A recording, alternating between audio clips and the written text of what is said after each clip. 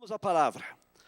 Buscai, pois, em primeiro lugar o reino de Deus e a sua justiça, e todas estas coisas vos serão acrescentadas. Vamos repetir juntos? Buscai, pois. Vamos lá, gente. Buscai, pois, em primeiro lugar o reino de Deus e a sua justiça, e todas estas coisas vos serão acrescentadas. Amém. Já há algumas semanas que a gente vem falando sobre os ensinos de Jesus, e estamos aqui no Evangelho de Mateus já há vários domingos. Algumas vezes há interrupções, porque vem algum pregador de fora, ou algum irmão aqui da igreja que prega em meu lugar. Às vezes também porque a gente prega uma outra mensagem. Mas voltamos hoje ao nosso tema, que tem ocupado a maior parte do nosso tempo neste ano, até agora. Os ensinos de Jesus. Eu quero falar nessa noite sobre o que Deus quer em primeiro lugar. O que Deus quer em primeiro lugar? Aqui Jesus diz assim, olha, buscai, pois, em primeiro lugar o reino de Deus e a sua justiça. Deus quer que nós busquemos, claro, em primeiro lugar, o seu reino e a sua justiça. Mas o que isso significa? Numa aplicação prática da nossa vida. O que é buscar primeiro o reino de Deus nas nossas vidas? Buscar a sua justiça. Nós podemos nos reportar lá a oração do Pai Nosso, sobre a qual nós falamos alguns domingos atrás, quando Jesus falou, nos ensinou a orar: Pai Nosso que estás no céu, santificado seja o teu nome, venha o teu reino, seja feita a tua vontade, assim na terra como no céu. A vontade de Deus é feita no céu, amém? Aí Jesus pede para que nós oremos para que a vontade dele também seja feita na terra. Só que quando nós oramos, nós muitas vezes não nos damos conta de que Jesus está dizendo: faça-se a tua vontade na minha vida. Foi sobre isso que nós falamos aquele dia. Que nós temos que entender que a vontade de Deus, ela é boa, agradável, perfeita, tranquila. Quando você está no centro da vontade de Deus, você está no melhor lugar do mundo. Você crê nisso? Diga amém. Você está no melhor lugar do mundo, pode ser lá no deserto do Saara, pode ser lá no pico do Everest. Se você está no centro da vontade de Deus, você está no melhor lugar do mundo. Você pode estar em qualquer lugar. Agora, o que significa então agora buscar primeiro o reino de Deus e a sua justiça? Há várias coisas que nós podemos dizer, mas primeiro o que Deus quer de nós é a reconciliação com Deus. Porque para eu buscar em primeiro lugar a vontade de Deus, eu preciso estar num relacionamento com Deus. Eu preciso estar reconciliado com Deus. O que é reconciliar? É fazer as pazes. Não sei se lá na sua terra tinha, quando você era criança, né? Aquela cerimônia de fazer as pazes. Acho que cada estado é um pouquinho diferente, né? Tem uns que cospem da mão, dá a mão com o cuspe. Tem uns que põem o dedinho assim, né? Para ficar de mal, depois tem que fazer de novo, ficar de bem. Cada lugar tem um costume diferente, né? Mas reconciliar é isso, é fazer as pazes. E a primeira coisa que Deus quer é que nós façamos as pazes com Ele. Se você não conhece ainda Jesus Cristo como seu Senhor e Salvador, você não vai buscar primeiro o reino de Deus. Você vai buscar primeiro os seus interesses. A maioria de nós, vamos ser sinceros, muitas vezes lê a Bíblia buscando alguma coisa boa para nós. Mas não é isso que Jesus ensina. Nós temos que buscar primeiro o reino de Deus. Em primeiro lugar, a justiça de Deus. E, consequentemente, a vontade de Deus. Porque quando você lê a Bíblia, esperando apenas que Deus fale o que você quer ouvir, na verdade, você não está adorando a Deus, você está adorando a si mesmo. Você está procurando fazer com que Deus se conforme à sua vontade. Mas para eu buscar a vontade de Deus, então eu tenho que primeiro estar reconciliado com Ele. Por quê? Está quebrado o meu relacionamento? Sim. Se você não conhece ainda Jesus Cristo como seu Senhor e Salvador, o seu relacionamento com Deus está quebrado. A Bíblia diz: todos pecaram. Isso inclui você, inclui a mim. E destituídos estão da glória de Deus. E lá em Coríntios, Paulo fala que quando Jesus veio, ele veio efetuar o ministério da reconciliação. Ele nos reconciliou com Deus. Ou seja, ele veio para fazer as pazes. Jesus já fez a parte de Deus, já estendeu o dedinho. Agora você tem que estender o seu e juntar-se a Deus, ligar-se a Deus e dizer: Deus, eu quero ser reconciliado. Eu quero receber a Jesus Cristo como meu Senhor e Salvador. Só então você estará reconciliado. E só então você, de fato, irá buscar a vontade de Deus. Porque senão você vai querer que Deus faça a sua vontade. Porque nós somos pecadores, e nós somos egoístas. E nós sempre queremos que as coisas saiam do nosso jeito. Nós sempre queremos que Deus faça as coisas do nosso jeito. É ou não é verdade? Nós queremos que Deus faça do nosso jeito. E nós até podemos orar, uma vez reconciliados: Senhor, se possível, faça assim. Porém, não faça-se a minha vontade, mas seja feita a tua vontade. A primeira coisa, você precisa ser reconciliado com Deus. Martin Lloyd Jones, o famoso pregador, disse assim: a função principal do evangelho não é distribuir bênçãos, e sim de nos reconciliar com Deus. Jesus não falou assim: busque primeiro as bênçãos de Deus. Não. Ele diz assim: busque primeiro o reino de Deus e a sua justiça, e então as bênçãos que você precisa lhe serão acrescentadas. Busque primeiro o reino de Deus e todas estas coisas que você precisa, não necessariamente as que você quer, mas as que você precisa, lhe serão acrescentadas. Então a função primordial do evangelho não é nos dar bênçãos, mas sim nos reconciliar com Deus. O evangelho significa boas novas de salvação através de Jesus Cristo. Se você não recebeu Jesus Cristo ainda como seu Senhor, como seu Salvador, faça-o nesta noite. Entregue a sua vida a Ele. E então as bênçãos de Deus se seguirão. Amém? Segundo lugar, que Deus quer é que primeiro nós busquemos a reconciliação com o irmão. Se o seu relacionamento com o irmão está quebrado, com algum irmão, você precisa reconciliar-se. Volte aí na sua Bíblia, Mateus capítulo 5, versículos 23 e 24. Nós já mencionamos isso também outro dia, mas vamos retomar essa passagem. Diz assim: se, pois, ao trazeres ao altar a tua oferta, ali te lembrares de que teu irmão tem alguma coisa contra ti, deixa perante o altar a tua oferta, vai primeiro reconciliar-te com teu irmão, e então, voltando, faze a tua oferta. Veja bem, Jesus não diz como alguns entendem: leva a oferta embora. Ele falou: deixa no altar. Depois vá lá, reconcilie-se com o seu irmão, então venha e faça, entregue a oferta. Mas o que Jesus quer ensinar aqui é que nós precisamos, além de estar reconciliados com Deus, também estar reconciliados com o nosso irmão. Se tem alguma coisa no relacionamento que foi quebrado por causa de um pecado, por causa de uma ofensa, por causa de uma mágoa, por causa de um ressentimento, que alguém me falou alguma coisa, ou fez alguma coisa, eu preciso me reconciliar. E nós já aprendemos também na oração de Jesus que nós temos que perdoar. Jesus nos ensinou a orar: perdoa-nos as nossas dívidas, assim como nós perdoamos aos nossos devedores. E Jesus fala: se vocês não perdoarem aos seus ofensores as suas ofensas, tampouco o Pai Celestial de vocês perdoará as ofensas de vocês. Gente, isso é algo muito sério, por isso que eu estou retomando. Porque se eu não perdoar, Jesus disse, eu também não serei perdoado. E a gente diz assim: não, mas a pessoa não veio pedir perdão. Ela não tem que vir pedir perdão. Se você pecar, Jesus diz assim: deixa a oferta no altar, vá lá e se reconcilie com ela. Mas se ela pecar, ela deveria vir, mas se ela não vier, você tem que perdoar do mesmo jeito. Não tenho necessariamente que esperar que a pessoa venha pedir perdão. Não, Jesus diz que eu tenho que perdoar, ponto final. Não há condições. O perdão é incondicional. É difícil? É difícil. Jesus não disse que seria fácil. O caminho de Jesus não é fácil. Tem gente que está pregando hoje o tipo de evangelho que é mais ou menos como se Jesus dissesse assim: olha, me siga e você terá o mar de rosas, sua vida será o mar de rosas. Não, Jesus não falou isso. Jesus falou assim: ó, se você quer me seguir, negue-se a si mesmo. É difícil, não é? Tome cada dia a sua cruz, mais difícil ainda, e siga-me. Só é preciso você se negar a si mesmo. É preciso você perdoar aquela pessoa que lhe ofendeu, aquela pessoa com quem você tem um relacionamento rompido. Então Jesus disse: olha, se você vai trazer a sua oferta ao altar, e você se lembra que aquela pessoa, outra pessoa, o irmão, uma irmã, seu próximo, está com problema com você, e o relacionamento está rompido, vá lá restaurar o relacionamento. Depois que você restaurar o relacionamento, volte ao altar. Você já deixou a oferta lá, e agora você a apresenta ao Senhor. Isso é muito importante, porque se eu não fizer isso, o meu relacionamento com Deus será afetado. Lembra da semana passada que o pastor falou do relacionamento vertical, do relacionamento horizontal? É uma cruz.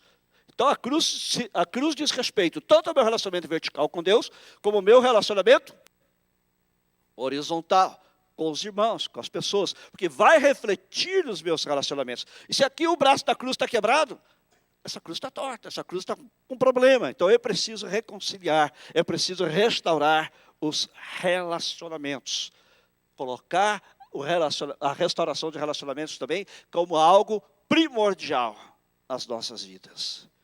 Depois também, isso também envolve que primeiro você deve julgar a si mesmo.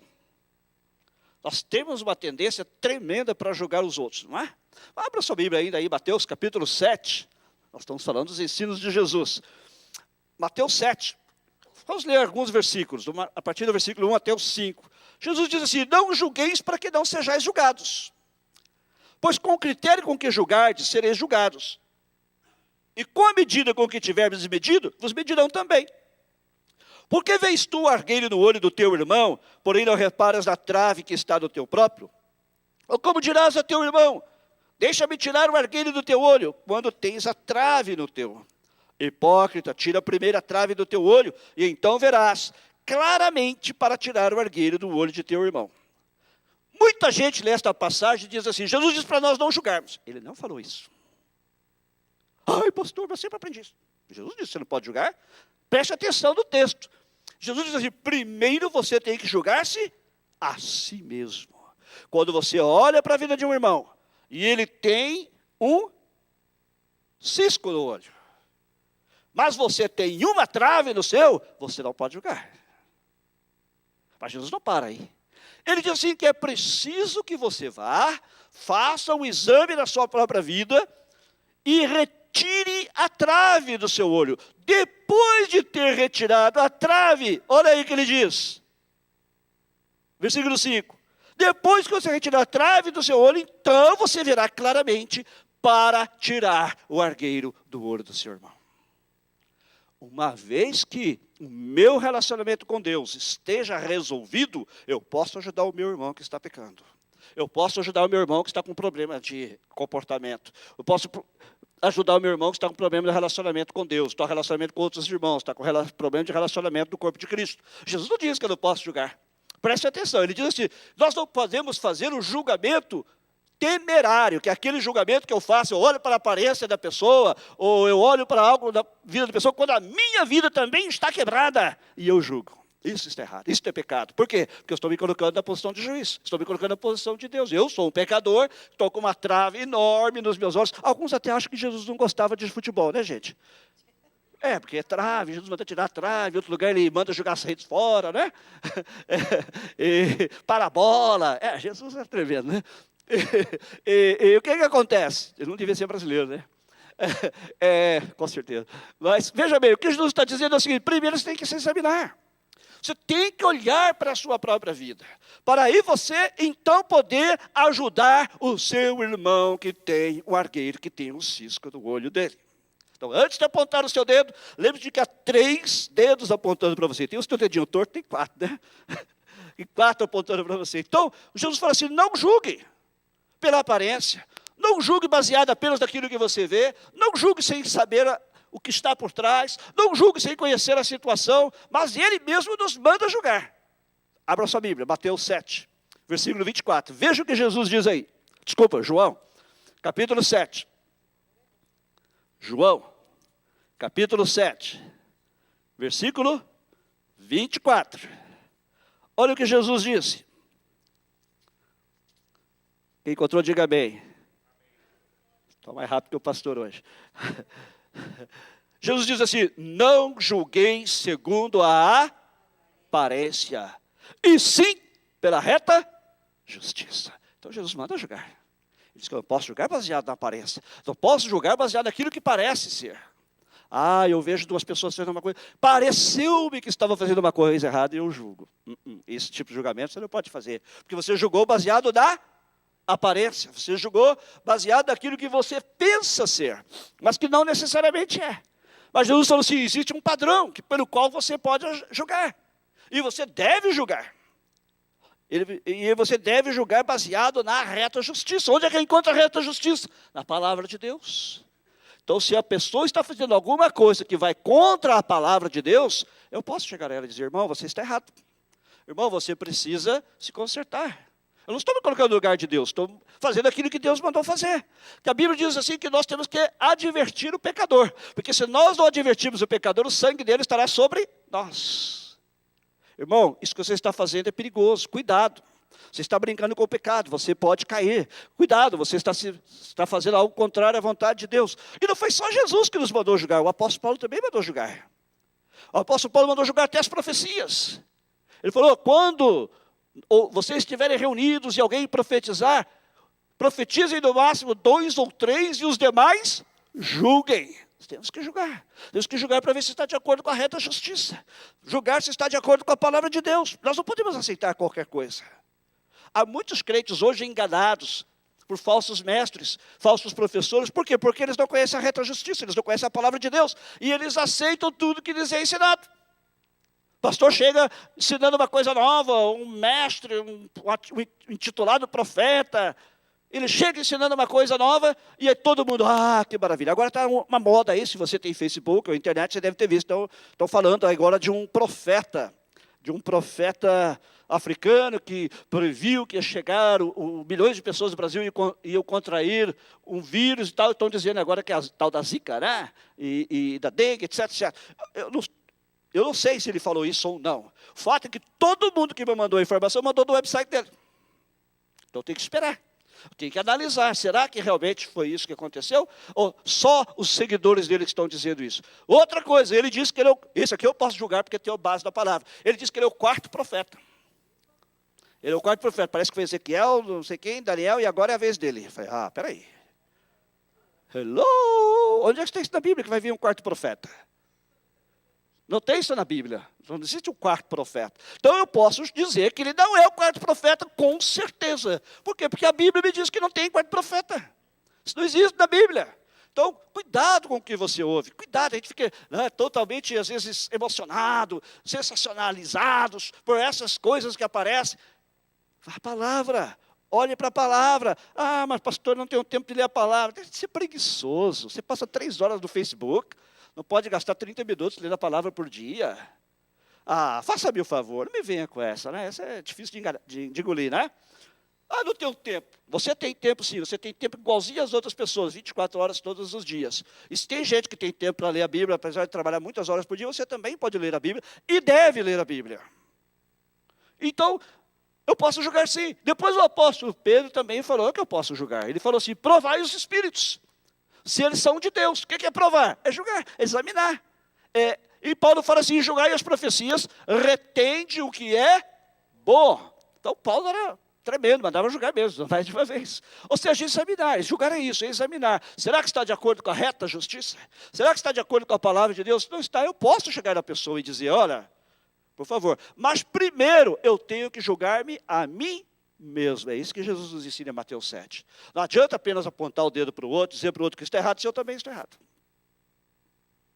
Não adianta apenas eu falar dos outros quando a minha vida com Deus não está bem. Primeiro, disse Jesus, eu tenho que olhar para a minha vida. Tenho que pegar essa trave que está atrapalhando-me de ver as coisas como elas realmente são, tirá-la do meu olho e jogá-la para longe. Para que então, disse Jesus, eu possa ajudar o meu irmão, tirando o argueiro do olho dele. Primeiro, julgar-me a mim mesmo. Depois, outra coisa que está implicada nisso, é que primeiro eu preciso limpar o interior. Vamos ver, Mateus 23, 25 a 28. Aqui Jesus nos ensina outro grande princípio. Mateus 23, 25 a 28. O Senhor Jesus diz assim, ai de vós, escribas e fariseus, hipócritas, porque limpais o exterior do copo e do prato, mas estes, por dentro, estão cheios de rapina e intemperança. Fariseu cego, limpa primeiro o interior do copo, para que também o seu exterior fique limpo. Ai de vós, escribas e fariseus, hipócritas, porque sois semelhantes aos sepulcros caiados, que por fora se mostram belos, mas interiormente estão cheios de ossos de mortos e de toda imundície. Assim também vós exteriormente pareceis justos aos homens, mas por dentro estáis cheios de hipocrisia e de iniquidade. Gente, tem muita gente hipócrita na igreja. É difícil falar isso, mas é a verdade. É a verdade. Quando Jesus falou essas palavras, ele falou para o grupo mais religioso da sua época. Ele falou para os fariseus, que do ponto de vista da religião, eram os mais devotos. Paulo disse assim, eu fui fariseu de fariseus. Não havia ninguém da minha terra que me excedesse na dedicação, na devoção à religião e às práticas dos fariseus. Os fariseus tinham muitas práticas boas. Irmãos, eles jejuavam 2 vezes por semana. Você jejua 2 vezes por semana? Seja sincero. Eles davam dízimo de tudo que tem. Não vou perguntar se você dá o dízimo. Eles davam dízimo de tudo que tem. Eles procuravam viver uma vida reta diante dos homens. E além dos fariseus, Jesus aqui também critica os escribas. Os escribas, em outras palavras, eram os estudiosos, os teólogos, estudiosos da lei de Moisés. Aqueles que tentavam interpretar a palavra de Deus. O que é que diz a palavra de Deus? Diz isso. Sabe aquelas perguntas que você faz ao pastor Miguel na célula, né, de terça ou quarta-feira? Ah, pastor, o que significa isso? Ah, pastor, esta passagem, o que significa aquilo? Essas eram as pessoas que davam as respostas. E Jesus não diz que está errado o que eles estavam fazendo, mas Jesus falou, o problema de vocês é que vocês são hipócritas. Para nós, inclusive, a palavra fariseu hoje significa hipócrita. O que significa a palavra hipócrita? Você sabe a origem dessa palavra? Hipócrita, em grego, significa ator. Nos teatros gregos, geralmente, as peças eram feitas por homens. E quando eles precisavam interpretar uma mulher, ou interpretar um deus, interpretar outra pessoa, o que eles faziam? Eles põem uma máscara. E o uso daquela máscara que era chamado de hipocrisia. Porque não era ele estava fazendo o papel de outra pessoa. E daqui vem a ideia de hipocrisia. Você parecer ser algo que você não é. Você passar a imagem de que você é alguém que você não é. Jesus fala assim, o problema de vocês, fariseus e escribas, é isso. Vocês são hipócritas. Porque ele diz assim, olha, vocês ficam preocupados com a religiosidade exterior. E tem muita gente da igreja que não é cristão de verdade, é religioso. É duro falar isso, mas é a verdade. É religioso, tem a fachada de crente, tem a fachada de cristão, tem a máscara de cristão, mas quando está sozinho que tira a máscara, sai de baixo. Fala, Deus. E Jesus falou assim, olha, o problema de vocês é o seguinte, vocês estão preocupados com a religiosidade, com aquilo que é exterior. O fariseu, por exemplo, ele ia comer, ele tinha que lavar as mãos. Lembra-se que uma vez os discípulos de Jesus foram comer numa casa e eles começaram a comer sem lavar as mãos. E os fariseus chegaram e criticaram. Olha, os seus discípulos, eles comem sem lavar as mãos. Jesus falou, e daí? O que isso tem a ver? Problema não é o que entra pela boca, mas sim o que sai dela. Porque o que sai da boca vem do coração, e do coração vem os adultérios, os maus pensamentos, os homicídios, e as fofocas, trazendo para os nossos dias, né? E tudo que não presta vem do coração, Jesus falou. O problema dos fariseus era esse, preocupado em lavar a mãozinha, preocupado com o exterior do copo. Jesus falou, vocês lavam o exterior, mas o interior está sujo. O que é melhor para você, lavar o exterior ou lavar o interior, quando você vai tomar uma água? Você procura lavar os dois lados. Mas se tiver suficiente para lavar só um, você vai lavar o lado de dentro, você não vai lavar o lado de fora, não é verdade? É muito, porque ali vai a bebida que você vai tomar. E Jesus falou, vocês estão muito preocupados com o exterior. Mas limpe primeiro o interior, porque quando você limpa o interior, Jesus falou, o exterior também é limpado. E ele fala assim, olha, vocês são como sepulcros caiados. Alguém já foi no cemitério? Desses bonitos. Existe cemitério bonito, pastor? Existe. Tem cada cemitério que dá vontade até de morar lá. Este ano eu estava, na época do Natal, estava indo para casa aqui, e minha cunhada falou, passamos ali, a gente passa em frente ao cemitério. Como é que chama aquele cemitério? Forest Hills. Tem 2, tem um aqui em Glendale e tem um na perto da minha casa. Quando estamos indo para casa, depois do culto aqui, minha cunhada, olha ali. Quando nós olhamos lá nas sepulturas, que eram aquelas sepulturas só no chão, só aquela plaquinha, cheio de arvorinha de Natal, piscando. Eu falei, hello, nunca vi isso na minha vida. Árvore de Natal piscando na sepultura. Já viu isso? Você já viu isso, irmão? Eu nunca tinha visto. Agora, quando você passa durante o dia lá, parece um campo de futebol, tudo bonito, limpinho. Jesus falou assim, vocês são como esse campo de futebol, né? Vocês são como esses sepulcros, por fora caiadinhos, bonitinhos, limpinhos, mas por dentro o que existe é só morte. O que tem lá dentro é só osso. O que tem lá dentro é só imundícia. O que tem lá dentro é o que não presta. Ninguém quer morar dentro de uma sepultura, quer?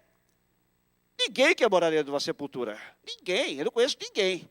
Tem gente até que mora por causa das circunstâncias, mas ninguém quer morar. Então Jesus falou, vocês religiosos são assim, vocês dão uma aparência bonita por fora, mas lá dentro o coração está longe de Deus.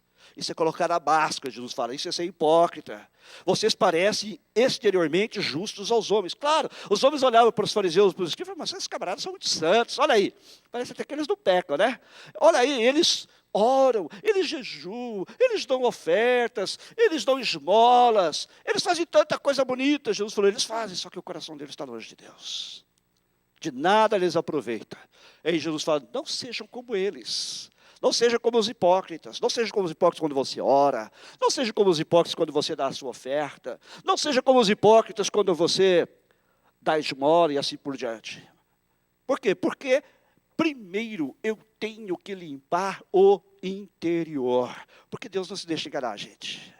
Tem gente que só procura a Deus quando as coisas estão mal. Aí ele vem com aquela aparência de santo para a igreja. Então, agora o cara se converteu. Mas ele está aqui só pelo interesse. E Deus olha para o coração, e Deus não é criança, gente. E ele conhece o coração. Ele sabe, não, ele não está aqui por causa de mim. Ele está aqui por causa do interesse dele. Não é? Ele está aqui porque ele está querendo as coisas. Ele não está buscando primeiro o reino de Deus e a sua justiça. O mandamento de Jesus é, lá em Mateus 6,33, que nós lemos no início, buscai primeiro o reino de Deus e a sua justiça. E então, e depois, todas estas coisas vos serão acrescentadas. Mas quando Deus ora para certas pessoas, Ele sabe que essas pessoas nitidamente estão buscando o inverso, estão buscando as bênçãos, e não o Deus das bênçãos. Eles estão buscando as coisas, as demais coisas que Jesus disse, e não o reino e a justiça de Deus em primeiro lugar. Então Deus conhece seu coração, não adianta você querer enganar Deus. Não adianta querer enganar Deus. Eu vou lá, porque... Não adianta.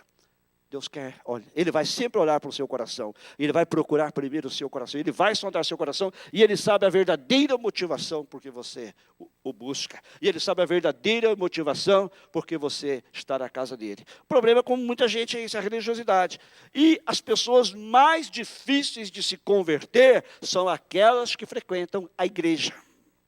Porque a pessoa vem à igreja, ela canta, ela adora, ela dá o dízimo, ela dá a oferta, ela até ajuda em alguma área da igreja, mas o coração dela está longe de Deus. Só que essa pessoa se acostuma com a igreja, ela se acostuma com Deus, ela se acostuma com a palavra de Deus. E às vezes Deus precisa dar um chacoalhão. O salmista disse assim, Senhor, foi bom que eu fosse afligido. Quem é que gosta de ser afligido? Eu não gosto. Ele falou, foi bom que eu fosse afligido, porque enquanto eu não fui afligido, meu coração estava longe de ti. Tem gente assim, está dentro da igreja, meu coração está lá em Fontana, lá onde eu moro. Tem gente que está aqui, mas o coração está lá no Brasil. Lá? Ai, verdade. Então veja bem, Jesus falou, não adianta você querer enganar Deus. Isso é religiosidade, isso é artificialismo, isso é hipocrisia. Então, primeiro eu tenho que limpar o interior. Buscai primeiro o reino de Deus e a sua justiça, e todas estas coisas vos serão acrescentadas. E outra implicação também é que primeiro eu devo dar ao Senhor. Abra sua Bíblia agora, em 2 Coríntios 8. 2 Coríntios, capítulo 8. Tem dias que eu peço para vocês não abrirem a Bíblia, porque eu vou muito rápido, né? Vocês só ouvem, mas hoje eu quero que você abra. 2 Coríntios, capítulo 8. Versículos 1 a 5. Paulo diz assim, todos acharam? Pessoal, está bem fácil de achar, logo depois de 1 Coríntios, tá? Também, irmãos, vos fazemos conhecer a graça de Deus, concedida às igrejas da Macedônia.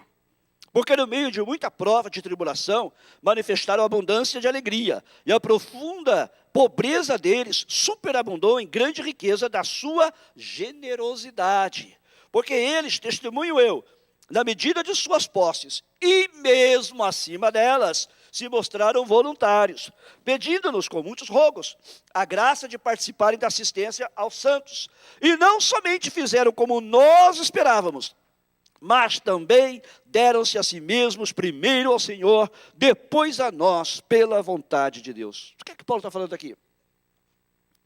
Paulo está falando aqui da contribuição da igreja. Eu sei que há igrejas que põem uma ênfase tremenda, põem pressão nas pessoas. Tem que dar seu dízimo, tem que dar sua oferta, tem isso, você vai receber aquilo. Aqui a gente não promete nada. Aqui você apenas seja obediente, que a palavra de Deus diz, e você está colocando de verdade, primeiro, o reino de Deus e a sua justiça, Deus vai lhe acrescentar as outras coisas. Você dá o seu dízimo por amor e por obediência, não porque alguém está pondo pressão em cima de você. Mas Paulo aqui nos dá um princípio muito importante. Ele diz assim: nós estávamos recolhendo ofertas para as igrejas que estavam em necessidade da Judéia, e várias igrejas começaram a contribuir. Mas teve uma igreja que chamou a minha atenção, diz Paulo. Foi a igreja da Macedônia, os Tessalonicenses, os Filipenses, os Filipenses e os Tessalonicenses e outros. Ele falou assim: eles estavam passando uma grande tribulação. Possivelmente estavam sendo perseguidos por causa da sua fé. Eles estavam, apesar de tudo isso, manifestando grande alegria, diz Paulo. Estavam muito alegres.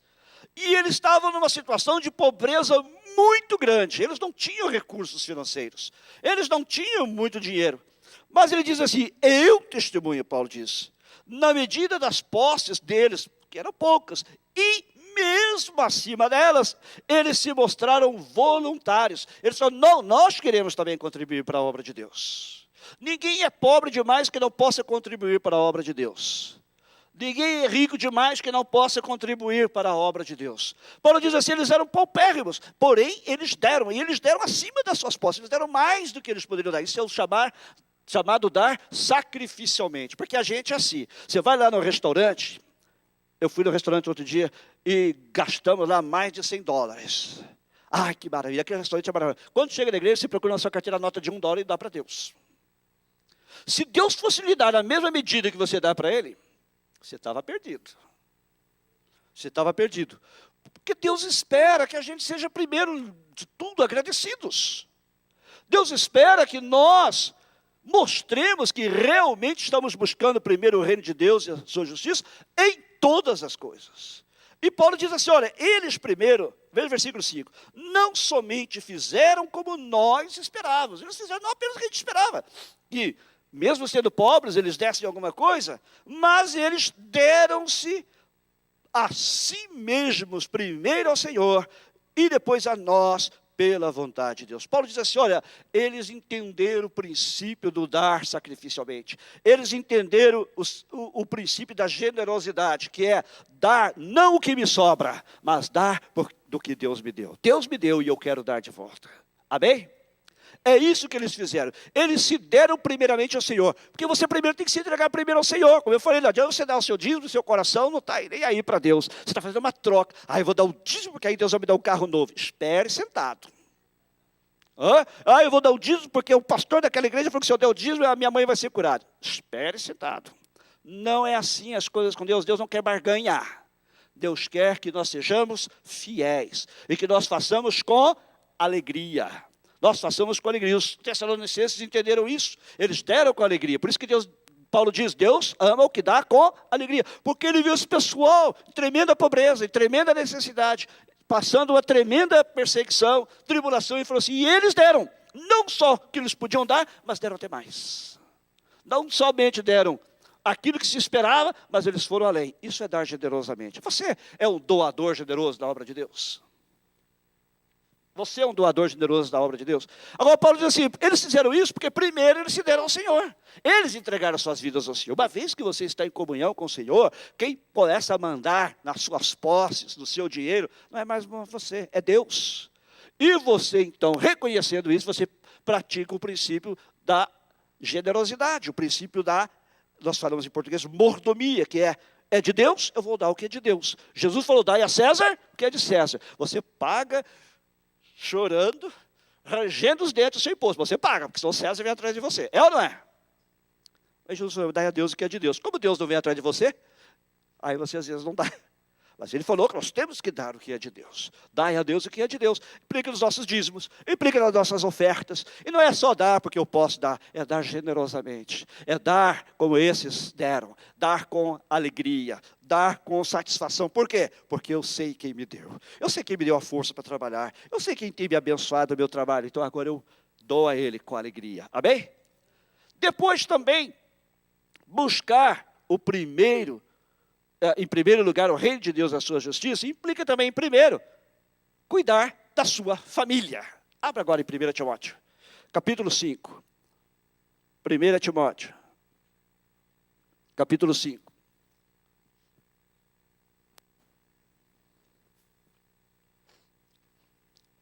O versículo 4.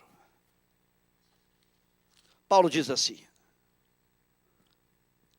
mas, se alguma viúva tem filhos ou netos, que estes aprendam primeiro a exercer piedade para com a própria casa e a recompensar a seus progenitores, pois isto é aceitável diante de Deus. E depois lá no versículo 8, Paulo diz assim: ora, se alguém não tem cuidado dos seus, ou seja, da sua família, especialmente dos da própria casa, tem negado a fé. E é pior do que o descrente. O que é que Paulo está falando? Nós temos uma responsabilidade para com a nossa família. Nós temos que cuidar da nossa família. Na igreja primitiva, neste contexto, Paulo está falando de viúvas. Por quê? Alguém me fez essa pergunta esta semana. Ah, pastor, aqui Paulo diz assim, aquela que é verdadeiramente viúva, não tem amparo, espera em Deus. O que significa isso? E Paulo diz para a igreja não ajudar, não ser inscrito, versículo 9, viúva, que conte ao menos 60 anos de idade, porque as viúvas mais novas, do versículo 11, elas se tornam levianas contra Cristo às vezes e querem casar-se. O que Paulo está falando? Existia na igreja primitiva um grupo muito grande de viúvas. E a igreja, então, criou um ministério. Como nós temos vários ministérios aqui, temos, por exemplo, o Feedmanship, que a gente vai lá da Ronald McDonald House, eles tinham um ministério para abençoar as viúvas. Então, estas mulheres que eram viúvas de 60 anos para cima, Paulo diz assim, podem ser inscritas. E se elas não têm familiares, diz Paulo, é a igreja que deve cuidar delas. Tem alguma viúva aqui com mais de 60 anos de idade? Não, todo mundo aqui é jovem, aleluia. Aí o que ele diz? Você só inscreva aquelas que têm de 60 anos para cima. Aquelas viúvas que são mais jovens, não inscreva. Por quê? Porque a igreja vai começar a cuidar delas, mas logo, logo elas vão mostrar que, na verdade, elas não querem mais continuar como viúvas. Com menos de 60 anos de idade, elas já podem trabalhar. Então, elas podem se virar. E elas, com certeza, vão querer casar de novo. Agora, no Brasil é assim, né? Tem um pastor lá que eu conheci lá em Goiânia, gente. Ele perdoou a esposa. 3 meses depois, ele anunciou noivado. Novo noivado. 6 meses depois, ele casou. Luta agora está cada vez... Quem fica de luto hoje é quem morre. Viúva é que morre. Que aqui nos Estados Unidos foi feita uma pesquisa que os homens, geralmente, depois de 1 ano, eles voltam a se casar. 1 ano até razoável, né, Marta? Mas aqui eles lá, agora o negócio lá, aí o pessoal está até brincando lá na igreja, né? Dizendo assim, agora a luta é só 6 meses. A luta agora é só 6 meses. 6 meses já pode casar de novo. Era a mesma coisa aqui. Paulo falou, olha, não deixa as viúvas mais jovens se inscreverem, porque o que vai acontecer? O que vai acontecer? Elas vão querer casar de novo. Tem alguma coisa errada? Paulo falou, de jeito nenhum. Lá em 1 Coríntios 7, 39, fala, se é viúva, quer casar de novo, pode se casar com quem quiser, desde que seja no Senhor, ou seja, tem que casar com um cristão. Mas Paulo diz assim, olha, não coloque essas viúvas nesse grupo, por quê? Porque elas vão se casar de novo. Agora Paulo diz assim, mas e aquelas que são mais de 60 anos? Se elas têm familiares, têm filhos e netos, é isso que Paulo está falando no versículo 4, tá? Se elas têm filhos e netos, quem deve cuidar delas é a sua família. São os filhos e são os netos. Então, Paulo aqui nos ensina outro princípio, que nós somos responsáveis pela manutenção da nossa família. Nós somos responsáveis por cuidar da nossa família. Você tem cuidado da sua família? Você tem cuidado da sua esposa, dos seus filhos, dos seus netos? Você tem mãe, da sua mãe, do seu pai? Se a sua mãe é viúva, você tem ajudado o sustento dela? Se ela não tem bem, se ela não tem recursos, ou seu pai, você tem ajudado? Você tem verdadeiramente cuidado. É o que Paulo está nos dizendo aqui, a palavra de Deus está nos dizendo. Que nós precisamos primeiro cuidar da nossa família. Por quê? Diz Paulo no versículo 8. Se alguém não cuida dos seus, especialmente da sua própria casa, negou a fé. E é pior do que o incrédulo. Uau, isso é sério. Isso é sério.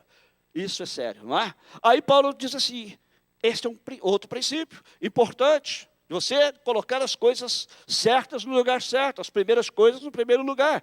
Agora Paulo diz aqui o seguinte, o outro princípio que muita gente às vezes me pergunta, mas eu posso dar o meu dízimo para sustentar a minha família, então a minha mãe, meu pai? Não. Porque primeiro vem o outro princípio. Primeiro eu devo dar ao Senhor. A parte de Deus é intocável. Não é para sustentar pai, não é para sustentar mãe, não é para sustentar missionário, não é para sustentar obra de caridade. É do Senhor. Os dízimos e ofertas são do Senhor. Agora, se eu quero fazer uma oferta especial para ajudar na obra de missões, como às vezes a gente faz aqui na igreja, ou um outro ministério, amém. Mas o dízimo é do Senhor, as ofertas são do Senhor. Eu posso usar para sustentar a minha família. Então, primeiro dar ao Senhor, depois dar à minha família, dar à sua família. Você tem cuidado da sua família? Porque se você se diz crente, mas não cuida da sua família, Paulo diz que você é pior do que o descrente. Pior do que o incrédulo. Uma outra implicação. Primeiro ser provado e depois servir. Veja 1 Timóteo, aí mesmo onde estamos, capítulo 3, versículo 10. Paulo diz assim: também sejam estes, primeiramente, experimentados. Outra tradução diz, sejam primeiramente provados. E depois, se mostrarem irrepreensíveis, exerçam o diaconato. Diaconia, ou diaconato, significa serviço. Paulo diz assim, para alguém primeiro servir, precisa ser experimentado, precisa ser provado. Gente, muita gente da igreja me procura, pastor, eu quero pregar lá na frente. Eu gostaria de pregar. E vários aqui da igreja eu já falei, pode pregar. Encontre-se comigo uma vez por semana, nós vamos estudar a Bíblia por 2 meses. Acabou. A vontade de pregar vai embora. Vem da nossa escola teológica. Amanhã, né, começa a escola teológica, de amanhã até quinta-feira. Não quer. A pessoa não quer primeiro ser experimentado. Ele não quer primeiro provar. Ser provado é para provar alguma coisa. Ele não quer primeiro ser provado para ser aprovado para depois pregar. Não, ele quer logo pregar. E tem muita gente com essa mentalidade na igreja, que quer fazer as coisas sem antes dar os devidos passos. Paulo diz assim, se não passar do teste, se não for experimentado, se não for provado, não pode servir. Não pode ser diácono, diácono de servo, não pode ser servo, não pode servir. Porque está dando provas que na verdade não quer servir. Eu me lembro da história de um pastor, que eu conheci, inclusive, chegou a dar aula aqui na nossa escola teológica. Quando ele era jovem, ele tinha muita vontade de ser pregador. E ele era de uma igreja onde o pastor era um missionário americano. Ele vivia buscando uma oportunidade. O pastor falou para ele assim, o nome dele é Barrabás, gozado? É Barabás, na verdade. Mas falou, olha, domingo que vem, você vai ter uma oportunidade na igreja de trabalhar. Ele ficou todo feliz. Jovem, né? Estou me sentindo como um Murilo aqui, né? Vou pregar lá na frente. E se preparou todo, pôs o perfume, engomou o cabelo, né? Pôs o melhor terno e foi para a igreja. Começou o culto.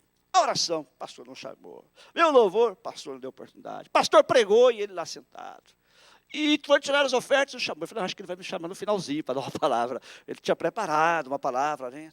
Vou preparar isso aqui para o dia, a hora que o pastor me chamar. E nada, o tempo passou e nada. Terminou o culto e nada. Quando terminou o culto, todo mundo foi embora, ele chegou para o pastor e falou, pastor, o senhor disse que hoje ia começar meu ministério. O senhor se esqueceu de mim? O pastor falou, não, meu filho, eu não me esqueci de você. Hoje vai começar o seu ministério. Está vendo o banheiro ali? Pega aquela vassoura, aquele balde, vai lavar o banheiro.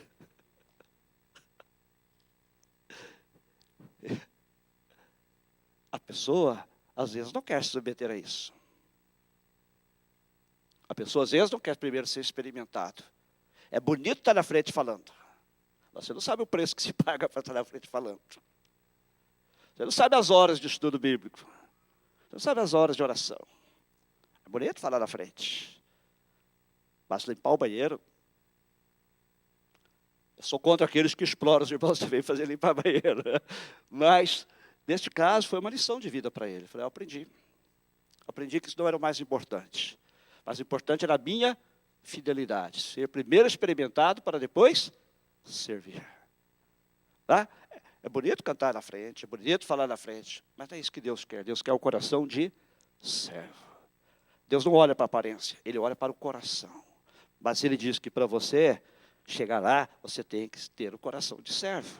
Veja o caso de Davi, quando os irmãos de Davi Samuel chegou na casa lá, porque Deus falou, olha, o rei de Israel está lá, o novo rei de Israel está naquela casa. Vai lá e vai ungir o novo rei. E Samuel foi, chegou lá, o irmão de Davi, que era do tamanho do irmão Murilo, né? E aí Samuel olhou, aquele rapaz bonitão, alto, forte, falou, este aqui. Deus falou, você está vendo o exterior, mas eu vejo o interior, eu vejo o coração. Aí veio outro assim, do tamanho do irmão Daniel, né?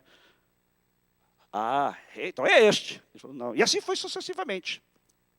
Aí chegou o menininho lá, nem estava lá na hora, o pessoal, todo mundo ali sentado, esperando quem é que seria aí. Samuel diz assim, mas acabaram seus filhos? Não tem mais ninguém? Aí é que lembraram que tinha um menininho lá no campo pastoreando as ovelhas. Servo. Que pastorear ovelha, eu já falei aqui, gente, é um dos piores trabalhos que existem. Mas ele estava lá pastoreando as ovelhas fielmente, experimentado. Ali ele já tinha defendido as ovelhas do ataque de um leão e do ataque de um urso. Você sabe o que é enfrentar um leão? Sabe o que é enfrentar um urso? Pouquíssimas pessoas escapam de um ataque de ursos. Pouquíssimas. E ele estava lá, fazendo o trabalho. Aí falou, manda chamar o menino. Não tem mais tempo, deve ser ele. Quando ele entra, Deus diz, é este que eu quero que você unja. Experimentado no trabalho. Servo. Quando os irmãos dele foram para a guerra, e estavam lá batalhando, aquele encontro lá com os filisteus, onde se destacou lá o gigante Golias, o pai falou para ele, agora você vai levar lanche para os seus irmãos. Você não pode batalhar, porque você é muito jovem, mas vai lá levar lanche. E ele obedeceu prontamente. Deus não está olhando para o seu exterior. Deus não está olhando para os talentos que você tem. Primeiro Ele está olhando para o seu coração. Deus não olha para a aparência, Ele olha para o interior. Primeiro, ser provado e depois servir. E finalmente, buscar primeiro o reino de Deus e a sua justiça implica em primeiro trabalhar, depois colher. Veja 2 Timóteo. Está aí pertinho. 2 Timóteo 2,6. O apóstolo Paulo fala assim, o lavrador que trabalha, ele deve ser o primeiro a participar dos frutos. Preste atenção. O lavrador que trabalha deve ser o primeiro a participar dos frutos. Qual é o grande problema hoje, gente? O grande problema hoje é que as pessoas querem colher primeiro o fruto sem trabalhar, depois de trabalhar, ou não trabalhar. Mas por que a minha vida não prospera? Porque você não trabalha. Por que não vai para frente? Porque você não trabalha. Pode ser que você esteja até fazendo a coisa errada, então você peça a Deus direção. Mas Deus abre a porta para você. Mas nós estamos numa sociedade que está nos ensinando que o mais importante é colher. Não, o mais importante é trabalhar. Você primeiro precisa semear. Se você já morou no interior, você sabe do que eu estou falando. O trabalho que dá para semear. Não é? Aqui a alusão é a isso, mas se aplica em todas as áreas da nossa vida, qualquer área profissional. Você tem que trabalhar, você tem que se dedicar, você tem que se esforçar. Você tem que dar o melhor de si mesmo. Paulo falou, se você não quer trabalhar, também não coma. É simples. Não quer trabalhar, não coma. Mas as pessoas hoje estão mais pensando em colher primeiro. E depois, se sobrar um tempinho, trabalha. Tá? Essa semana eu queria fazer até uma homenagem aos meus irmãos baianos aqui, né? Uma história muito engraçada, que quando Pedro Alves Cabral chegou, lá no Brasil, ele chegou lá em Porto Seguro, quem sabe da história? Foi? Aí ele viu um índio baiano lá deitado na rede, né? Aí ele chegou e falou assim, meu senhor, qual é o seu nome? E ele diz, meu nome é Bá. Ele falou, senhor Bá, se o senhor me fizer um favor, eu for lá nas minhas caravelas, dizer lá aos meus, aos marinheiros, que eu descobri uma nova terra, eu vou dar o nome a esta terra em sua homenagem, vou chamá-la de Bafoi. E o índio olhou para ele e falou assim, meu rei, pode chamar de Bahia, porque eu não vou não.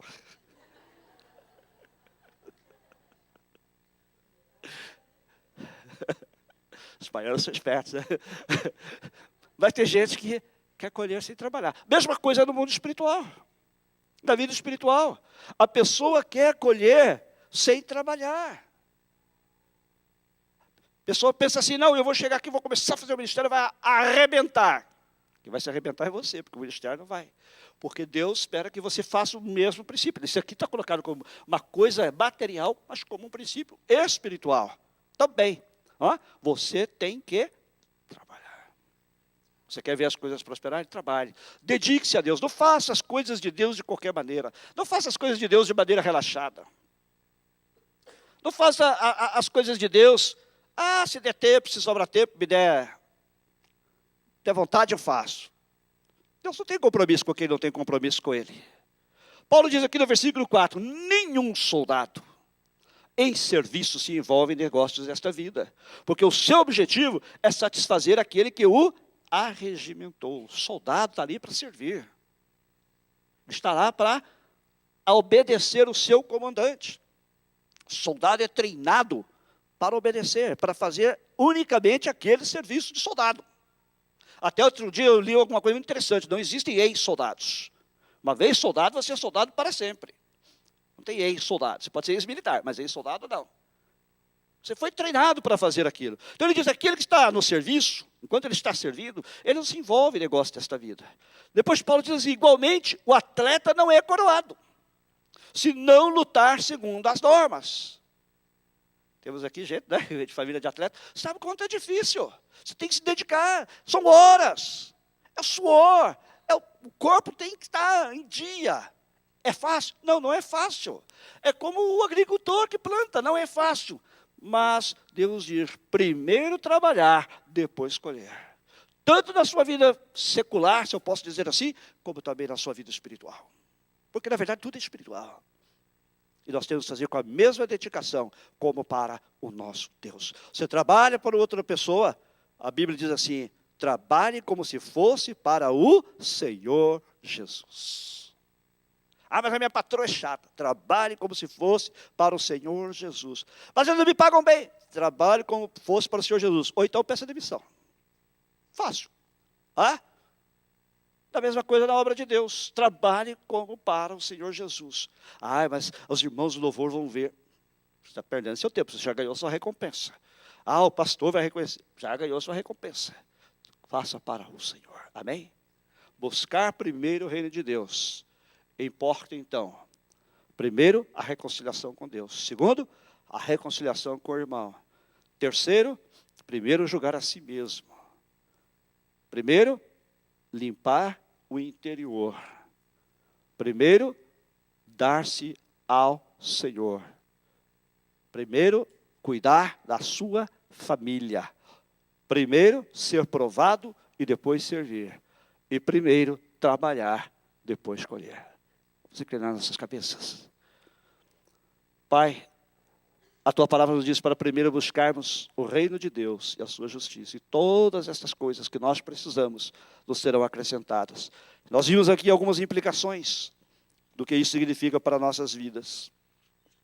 Eu te peço, Senhor, que o Espírito Santo aclare esta palavra na mente e no coração de cada pessoa que aqui está nesta noite.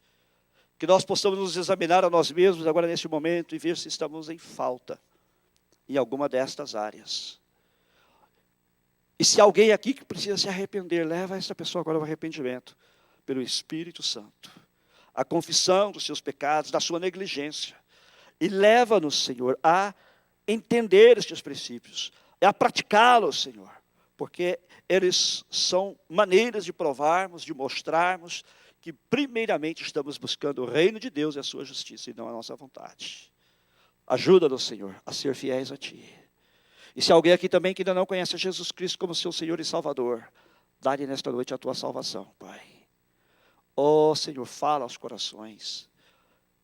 Continua com a sua cabeça baixada, seus olhos fechados. Alguém que quer receber a Jesus Cristo como seu Senhor e Salvador, ou que quer reconciliar-se com Ele, talvez você já tenha feito uma decisão por Jesus, mas você se afastou dele por alguma circunstância. Mas nesta noite você quer colocar Jesus em primeiro lugar, e o reino de Deus em primeiro lugar na sua vida. Amém. Mais alguém? Levante a sua mão. Deus te abençoe. Amém. Deus te abençoe. Senhor, eu oro por todos que levantaram a sua mão e também por aqueles que não levantaram. Porque, Senhor, está uma palavra para todos nós. Ajuda-nos a entendê-la e ajuda-nos a praticá-la. Sabemos, Senhor, que não podemos fazer essas coisas no nosso próprio poder. ou na nossa própria força, mas ajudados por Ti mesmo e no poder do Teu Espírito Santo. Tudo isso é possível, Senhor. Capacita-nos, pois, Senhor, pelo Teu Espírito Santo, a viver, a praticar o que diz a Tua palavra, Senhor. Mais uma vez te pedimos, em nome de Jesus.